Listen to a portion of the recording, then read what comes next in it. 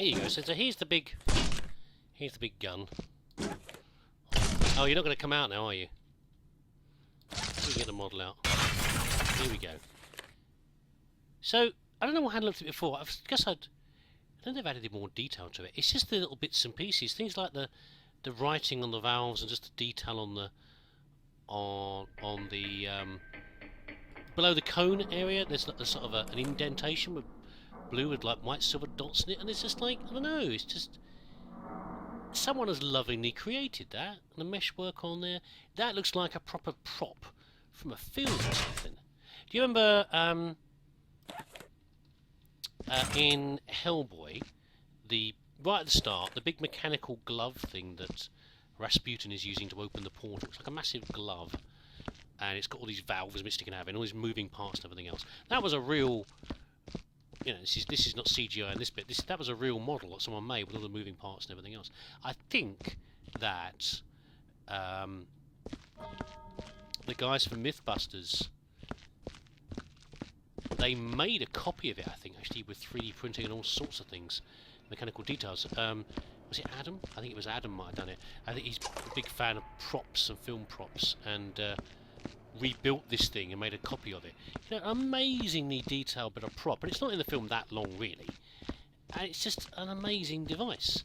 And that reminded me a little bit of that. I think, let's get in here and have a look around in here. I just thought it was a lovely lovely one. So I wouldn't mind that on my shelf in my office. I don't mind stealing that, I think. That's rather good. How many bodies have we got in here, I wonder? 1, 2, 3, 4, 5, 6, maybe 7 or 8. It's quite big, isn't it, though? Cameras up there. Nothing splashed up too high. This might be a field day for the robots here. There was no way of escaping this lot, was there, really? There was no way of getting away the little devils in here, in a big open area. Terrifying. I'll tell you what else reminds me of that Colt gun as well. More playing from my childhood. So when I was a kid, my dad's garage, I don't think really ever held a car. Okay, one of those sort of garages, but not a messy garage, one that's full of junk, like my one is now. My dad would be ashamed if he saw my garage. No, it would contain useful stuff. So every week it'd be things like, you know, what's Dad doing? Dad's out in the garage. He'd be there all weekend. He'd be out there doing stuff. Unless he was in doing things around the house and doing DIY and come on, don't let me. Come on, I need this. Don't lose it in the floor. We'll put them on here. Have we had Jack already? No, we haven't. I don't know. He'd be doing stuff around the house, you know, very, very practical man, my dad. And I'll go out and help. I'll do things like, you know, he'd be rotating the tyres on the car, which you're supposed to do regularly. Sort of thing that your garage does now, you know. If you want to start a minor service on your car, that's something. My dad wouldn't pay for that. He'd do it himself. He's quite capable of doing it. You know, he'd do things like he'd check the tyres, he'd take the wheels off, and he'd check the tyres for, you know, things sticking in them that might become punctures later. Things like that, just practical things. You know, I used to go and help him with that. You know, little kid, what else? You know, can't help much of anything else. Although later on I could help, you know, change the wheels or whatever. Oh dear, stab right in the back. Oh dear, that's quite a thorough stabbing in the back there. It's amazing how you manage that, guys. But there we go. You know, here you go. Here's a screwdriver. Go and dig out the stones and the suspicious bits of metal out of this tyre. I just love that. But also in the garage there was loads of bits and pieces. You know, all the things, the little bits and pieces you need for doing DIY around the house of every variety, electrics, plumbing. He was trained at plumbing at one point. He was also a highly trained electrician for most of his life. So, you know, go and deal with this. And there was loads of stuff in there. There was loads of bits and pieces of every sort, everything you needed to do for sort of standard DIY, and then some extra as well. It's fascinating shelves full of stuff, interesting things. And what I particularly love was some very old electrical equipment. Not belly equipment, fittings. Hello, Fluffless. By the way, are you playing Viscera? I bet you are, sir. Probably streaming. And it would be... I'll get distracted now, sorry. And they had these sort of boxes of ties of bits of electrical equipment. Not really equipment, more like fittings. So, for example, in the old days, it was not uncommon. Before there were a lot of electrical sockets in your house. Not that I'm from that era. I'm not that old. But in the old days to that, if you had you were to plug something like an iron, and there wasn't yet electrical circuits in your house, so you could plug your iron into. What you do is you have things like you'd have an adapter on your light socket. So you'd have the wire come down from the ceiling, you'd have a little adapter, and then that would extend to putting your bulb in the end. But there was a little piece of socket sticking out the side of your light fitting. And into that you could plug things like your iron and other things like that to electrically powered and use them in the house. And of course this whale would be training down. It sounds terribly dangerous to us, but you know, it's a bit more normal in the older houses. And my dad had a whole box of these things, and basically what they were a bunch of little like sockets and like bayonet fittings in a light socket, you know what I mean? Where you put the light bulb in and you turn it and it locks in place. Things like that, but every variety, you know, different switches, different fittings, and they would connect together in different ways. And I used to have loads of fun with that. I used to sit there, little kid, you know, plugging and unplugging them into different shapes. And of course, being a boy, they were mostly gun shapes, probably, especially what I was doing. There were things like programs on the TV, like Star Trek and Blake 7 and everything. You know, they have laser guns and things on there, and I'd want to try and make something a bit like that. So I'd strap these things together like that. It was great fun, but they were all like tube shapes. They weren't squarish like a British plug. They were all sort of tubular. And that just the shapes on that cold gun there just remind me of it. It makes me a very definite feeling. I never know where the stuff's gone. I mean, Mum and Dad's house was cleared out long ago, so I presume half the things in the garage were probably thrown away. There we go. I do still have some very, very old tools that were left there. Some of them not just from my dad, but my granddad and from my great-granddad. You know, really, really old bits of kit. Some of them still usable, other ones just there for nostalgia, really. You see them for sale in shops sometimes, you know, or car boot sales, things like that, and I think, I've got 4 of those in the garage. What are you keeping them for? I don't know. Why are you using them as like a decoration on your shelf? Talking of decorations, apparently these guys have decided to decorate with beer cans and paper cups. Delightful, I'm sure. Nice little... Oh, I won't pick that up. I don't think you actually can pick those up. I think they're glued down. They are. Okay. Makes it easier to not break them, I guess, and make an absolute mess in the room. This isn't too bad. I think we'll stick with the balcony for now. We'll finish the balcony off. There'll be a splash under here somewhere. This little nook is done. Very shiny seats. Not very comfy, little wooden. Looks like a sort of laminate on old kitchen surfaces. Does not look very soft on your body. Right. So how are we doing in here, by the way? For just a quick straw poll. Crates. There's one. There's well, that's. I suppose if you count the white one as well, there's 2 there. It's a very strange reflection. Okay, that's promising. Only a couple to pick up. We'll keep working our way around this way. Oh dear, someone appears to have been thoroughly shredded or something similar over here, blown to pieces. Well, not blown to pieces because there's no explosion over here. It's a nice little area. It's a good idea, isn't it, to have a nice big open area, a central thing for a space station like this. I mean, it must get to you after a while. Being caught in claustrophobic spaces. I mean, let's forget the killer robots for a second. That's obviously a hazard they were not quite expecting, but just the pressures of being in the big air, you know, tightly enclosed space with many other people that you see all the time. Who knows how long these guys are out here? I mean, space is at a premium. Didn't someone who was practicing for the Mars mission recently say something about how he survived? I think he was something about a guitar and something else. I can't remember what the second thing was. They haven't survived. It was like, I don't know. It wasn't anything like meditation. It was something quite more prosaic than that. Maybe I think it was like chewing gum. I don't know. Something like that helps them to get by. Get the deal with the enclosed spaces and the limited views, and just being with the same people all the time. be pretty hard. I mean, we saw a chess set or a draft set in here, but how many times can you play chess and drafts with the same thing? Maybe that's probably not true. Maybe it better have a go board. And even then, probably, unless you're really into it, it's pretty a bit boring after a while. It's like having little kids. You know, they have a favourite board game, and therefore they want to play it a lot. Especially if they're very little kids and you want to let them win. You know, maybe people get like that. I think probably people will probably get some very strange behaviours, I reckon, when you put them in closed areas like this. I reckon... I'm just going to walk through it, whatever. I reckon people get some very strange... What's a good word? Peccadillos. You know what I mean by peccadillo? You know, little strange tendencies. Other coping mechanisms. I mean, we're a social animal. But maybe it's just a bit too much.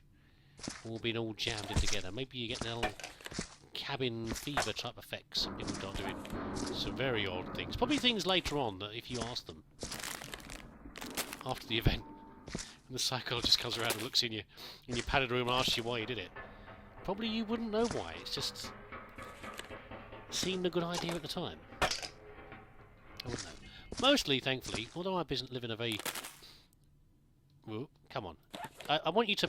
No organ, I want you to sort of fall into one of the deeper spots. There we go. Because I live in a very busy city. I live on the very edge of a busy city, so I don't really have the negative effects of that going on. Although I go there quite regularly, I don't feel particularly terrible on the tube. You know, if I'm travelling on the tube, I don't feel like the pressures of being jammed in with everyone else. I know some people do. It doesn't seem to bother me. And I'm not too worried about that. I think it's probably the ability to exist efficiently inside your own head. I think that's probably the thing. They say about, you know, as rare as a smile on the tube and things like that, you know, because no one ever looks at each other or has a chat or anything else. But it's, I think it's probably people's coping mechanisms. They just want to, for goodness sake, they want to be. They can insulate. It's easier now with phones because people can insulate themselves with their phones. You can stare at a little screen in your own little world, ignore everybody else more easily, as opposed to using a book to do it. Why don't you be using a book? There you go. That's just me. You know, people survive by, you know, isolating themselves off. They don't have to deal with everybody else around them. Well, I was saying that was a very fun incident a few years back with a guy on the tube, and I think it was one of those things about, you know, strange things in enclosed spaces. I don't know why, but a couple of details other than the fact that he was sitting, I was standing, and as I am on the tube because there's not enough room, he was sitting in one corner, and he sneezed quite hard, quite hard and quite loudly, and I went, for some reason, I tend to be the sort of person who says bless you anyway if someone sneezes. It's Pavlovian, yeah, it's Pavlov dog. Someone sneezes, I've been brought up to say, excuse, you know, bless you, you know, nothing else to it, it's just what I do when someone sneezes. And I said it, but I said it very, very quietly for something. I don't know why I said it so quietly. Very quietly, bless you. And then very quietly back, not even looking at me, he said, thank you. And I don't think either of us knew why we did it, or why we did it in that way, but it was just very odd. It was slightly embarrassing, but also probably very endearing and cute at the same time. Two grown men whispering to each other on the tube. But it was, I don't know, it's just, again, it's just strange, oh dear, strange behaviour from people in maybe not entirely natural circumstances. It's a real cascade of unpleasantness down here, isn't it? It's all this terrible red waterfall down the stairs. And body parts have been bouncing down here, and just this place is just everywhere. I mean, there are explosions, and I guess people were having their time off here, having their break. Explosions and stabbing and robots running around. Do you reckon they made any noise when they were doing it? When they were stabbing? Or it was the eerie silence, just their little glowing eyes as they came. All you heard was a scuttling through the vents, and then they were out, saying nothing, as they stabbed and sliced. Horrible. Would that be worse than making no sound compared to making a sound? Possibly. I don't know. A hard balance for horror, I think. Horror writers and horror script writers and everything else, what do you do about your creature or your creation and what it says and how it says it? How to get sufficient creepiness. Goodness. Well, when we finish this, we can reward ourselves with a nice view out into space. But I think I need a lot more buckets is what I need. Oh dear. That's, I presume you're going to fall apart when I pick you up. I think you are. We can see the joint edges there. It's just the headlight there. Nice bit of posing there by the developers. Oh, am I picking these damn chairs up? Stupidest design ever, with 3 legs. It's not a good design for a chair. Also clearing up the trash as I go through as well. All the remains of the cups and everything else. This person appears to have just had their head sliced clean off while still sitting at their seat. Who's this? Douglas Halfyorm. I think we've got 2 more bodies after this. We've got Splat against the window there. Maybe there isn't one over there. I don't know. Maybe Douglas is one of the last. Don't know. That'd be nice, wouldn't it? Yes, we'll break in a minute if I did finish this off. I'd have a cup of coffee or something, probably. Recharge my batteries. Check my recording. See what nonsense I've been spouting. Because quite frankly, you'd think I'd know, because I'm saying it, but... really... sometimes I just... I'm as surprised as you are about what comes out of my mouth. There we go, so I'm going to look over here. There's some bits, isn't there? What is this here? Oh, there is someone here. Oh, I like that. Like, they've gone backwards in their chair. And sort of been like the droid has leapt. Well, I said the droid has leapt up onto the table and thrown them backwards and stabbed them. But if that were the case, then these would have been knocked off. So I don't know. I think we're right that the droid has ran at that person, and sort of flung them backwards, and then began the dissection almost. That's what we're talking about there. I wasn't sure what to say there. If it was dissection or dismemberment. Bit of both. But a nice little scene again, nice little diorama again. I said the devs again, didn't I, about the devs like designing it, but of course it isn't. It's still one man that's done all this. Good old car thief. Where's my bucket? There it is. It still amazes me. How many hours does to create these things? I have no idea. I can't imagine never having tried it. I think Moist tried to do it. He was looking at making a level. No, I tell a lie. That was in TF2. He was trying to design a level, and it was, you know, it's a lot of effort to get even the shapes of the environment correct. I guess you know, there's more to it even you think about, such as accessibility to the level, moving around the place. In something like TF2, you need to be able to make sure no one can easily fall out the map unless they want to, if you see what I mean. I can get around everywhere. What's accessible, what isn't, in different methods. And I guess basically similar in TF2. In this as well, you have to make sure that nothing's going to get stuck anywhere that can't be reached. This adds a whole other level to level design. Oh, for goodness sake. How are we doing? Oh, don't lose that.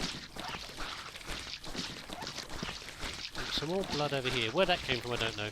Leaked down from upstairs, I presume. Arterial splash. Oh god, it's things like this, see, tucked away in corners like this. But we'll catch them later with the sniffing. So we're going to have to finish this up. Finish up these last bits in here. Start out sniffing around first. Probably sniff around first, and then finish with the stacking and replacement of medical kits. I think that will be the... yeah. That's a reasonable plan. I don't think there's any point in... I'd try not to stack until I've sniffed, just in case, you know, you find something horrifying behind an area where you've been stacking. Although, again, there's only one place to stack around here. But I could just sniff that area over there, couldn't I, really? I don't know. I'll see how I feel about it when I get there. I quite like the sniffing part. The last pieces of clearing up can get a little frustrating after a while, if you find the same thing after a big level. The last, sort of finishing off the last pieces can be a little annoying. That's why I try to save something particularly interesting for last, like this lovely big area here.